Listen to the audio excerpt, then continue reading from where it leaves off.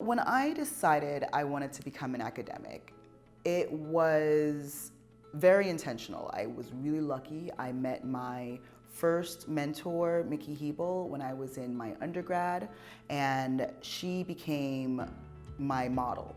Part of the reason I was attracted to her was because she was already studying things that I was naturally inclined to study. And when I say I was naturally inclined to study them, I think growing up as a Black woman in America, as a Caribbean Black woman in America, I had an interesting exchange of understanding about race. I remember one of the first studies that we ever did together was about how when people are at the head of the table, it's assumed that they are the leader.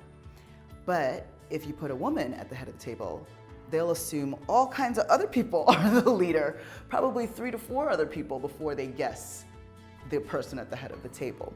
And we replicated that study using race, and we're able to show that depending on the race of the leader, it could really impact people's perceptions of who was likely to be a leader. The concepts that we built on for our paper last year was intersectional invisibility.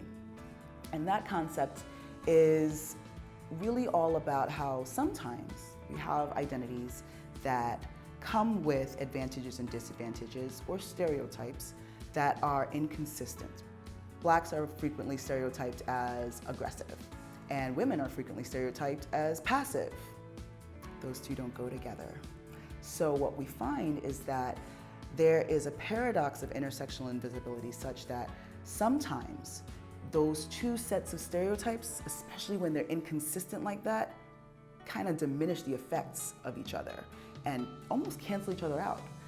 And I'm finding that for the people who are the most different from the people at their workplace, like Black women, they are regularly working very hard to find connections with other people. The parental guilt paper is probably one of my favorite papers. When one works and one parents, there's only 24 hours in a day. Time is a finite resource.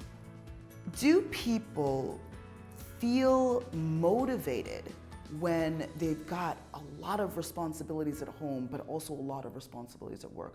Is there a motivational power of feeling like you've got responsibilities in all different areas? Does guilt about not being able to be at every field trip or make every meeting, does guilt drive you to be better? And so that's kind of the thrust of the paper, is when does something that feels negative, like guilt, actually become a powerful motivator?